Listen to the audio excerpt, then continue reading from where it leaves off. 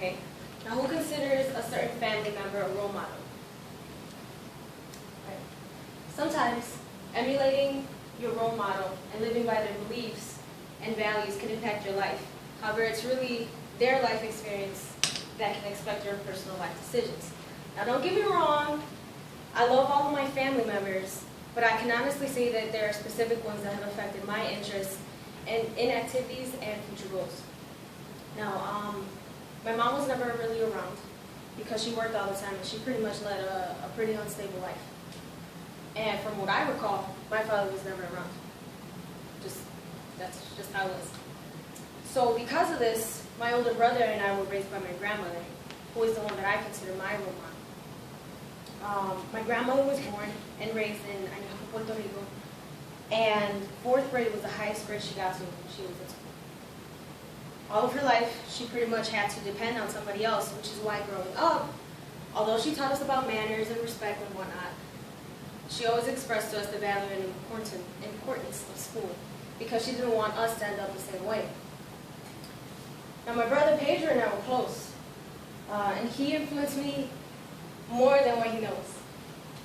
We used to play a lot of backyard sports together, which is where I think I get my tomboyish tendencies from.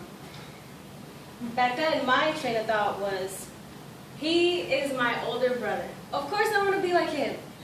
You be the White Ranger, I'll be the Pink Power Ranger. Shit, girls could kick some ass too. You know? But one of the most important lessons that he taught me was to never let anyone tell me that I couldn't do anything, especially if that person was a male. I was an equal in his eyes. Therefore, that's how it should be in everybody else's. Now, as I mentioned earlier, my mom wasn't really there, but she was there more than my father. My dad was and still is an actor, and it wasn't until I watched a movie of his when I was a kid that it hit me.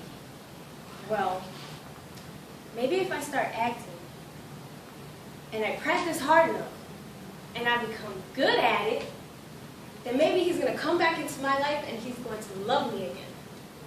But, you know, mind you, that was my mentality as a kid. As I grew older, I came to the understanding that that's just not how life works. So I continued to pursue acting and even incorporated singing and dancing. And as it turns out, there are things that I genuinely enjoy doing. I performed as a part of choirs, a dance team, a play, and musical as lead characters. And other hobbies of mine include exercising, specifically running, and spending time in the library to focus on homework.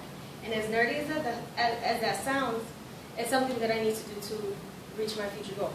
And my future goal can be described in one word: doctor. That's it. My grandma planted a seed in me one day, and it grew ever since. She told me, cuando yo sea vieja, yo quiero que tú seas mi doctora, which means, when I get older, I want you to be my doctor. So after high school, I went to Loyola University as a forensic science pre-med major, but I had to withdraw because it was too expensive. I don't have $42,000 a year in my pocket to dish out every year.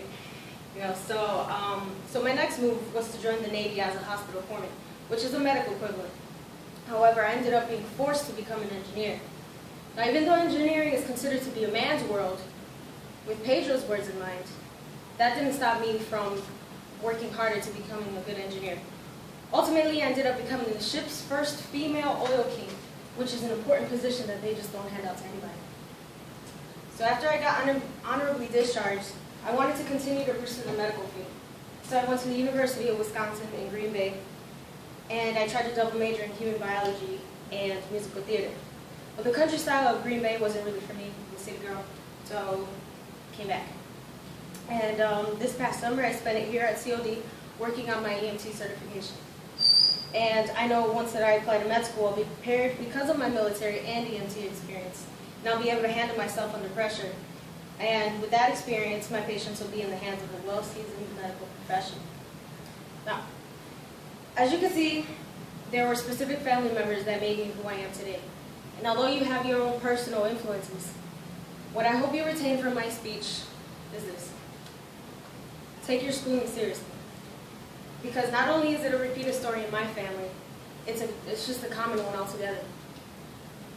I can attest, and I'm pretty sure the more life experienced individuals here can agree when I say that you don't want to look back several years from now and say, man, I wish I would have done this right the first time. I wish I didn't mess up.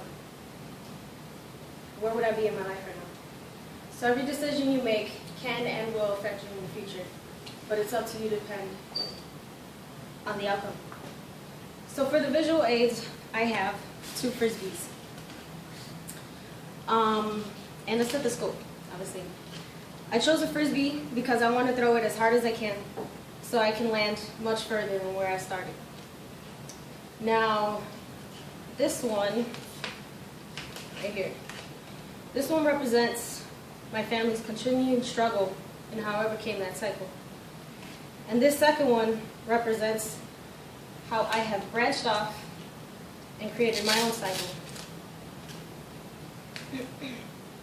Last but not least,